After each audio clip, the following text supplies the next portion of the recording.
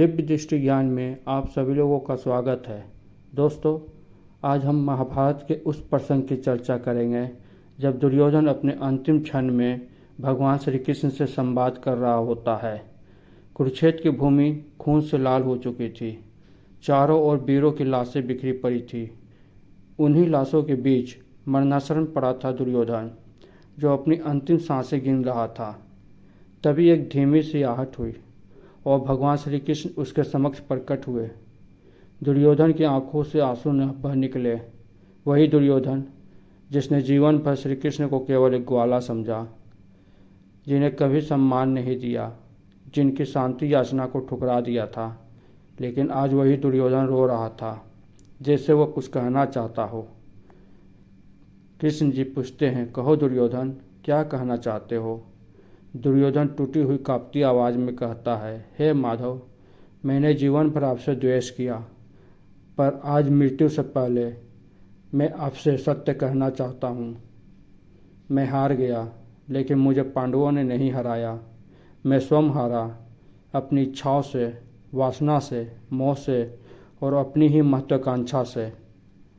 अब न मुझ में आपसे कोई द्वेष है, न आपसे कोई शत्रुता। मैं जान चुका हूँ आप ही इस समस्त लीला के सूत्रधार हैं। लेकिन हे माधव, एक पीड़ा है जो भीतर ही भीतर मुझे जला रही है। कृष्ण जी गंभीर स्वर में पूछते हैं, कहो दुर्योधन, क्या पीड़ा है? दुर्योधन करुण स्वर में पूछता है, हे वासुदेव, क्या आप भी उस द्यूत सभा में नहीं थे जब धर्मराज युधिष्ठिर ने अपने भाइयों के साथ अपनी पत्नी को भी जुए में दांव पर लगाया? क्या यह मेरा अपराध था?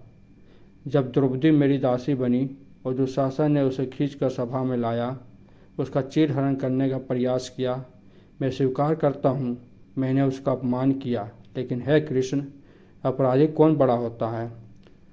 वह जो खड़ा होकर हंसता है या वह जो चुप होकर सहमति प्रदान करता है? क्यों नहीं बोले भीष्म पितामह? क्यों नहीं उठे गुरु द्रोण? और आप भी वासुदेव, आपने चीर तो बढ़ा दिया, लेकिन क्या एक भी व्यक्ति को रोक सके? कृष्ण जी गंभीर स्वर में कहते हैं, धर्म की रक्षा केवल शस्त्र से नहीं होती दुर्योधन। धर्म तो तब मारा जाता है जब धर्मधारी चुप रहते हैं। उस सभा में केवल तुम नहीं थे, धर्मराज भी थे, गुरुजन भी थे और मैं भी था। पर याद रखो, चुप रहने वाला भी दोष से मुक्त नहीं होता। अन्याय के समय जो मौन धारण करता है वह भी उतना ही दोषी है जितना अन्यायी। दुर्योधन आंसू भरी आवाज़ में कहता है, हे कृष्ण, मेरा अहंकार जन्मजात नहीं था, उसे सींचा गया मेरे अपनों के द्वारा। भीष्म ने, द्रोण ने, विदुर ने, कर्ण ने भी मुझे समझाया, लेकिन मेरा हाथ किसी ने नहीं थामा। जब मैं भटका तो सबने मुझे दुराचारी कहा। आप अगर अर्जुन को मोह से खींच सकते थे तो मुझे भी खींच सकते थे, पर आप चुप रहें। शायद यही आपकी लीला थी। लेकिन मेरी एक विनती है, अगले जन्म में यदि जीवन मिले तो मुझे धर्म समझने की शक्ति देना, पर मेरे जैसे किसी भी मानव को ऐसा अकेलापन मत देना जो उसे राक्षस बना दे। मेरे भीतर भी एक पुत्र था, एक भाई था, एक प्रेमी था, पर कोई उसे देख नहीं पाया। और यह कहते कहते दुर्योधन की आंखें हमेशा के लिए बंद हो गई।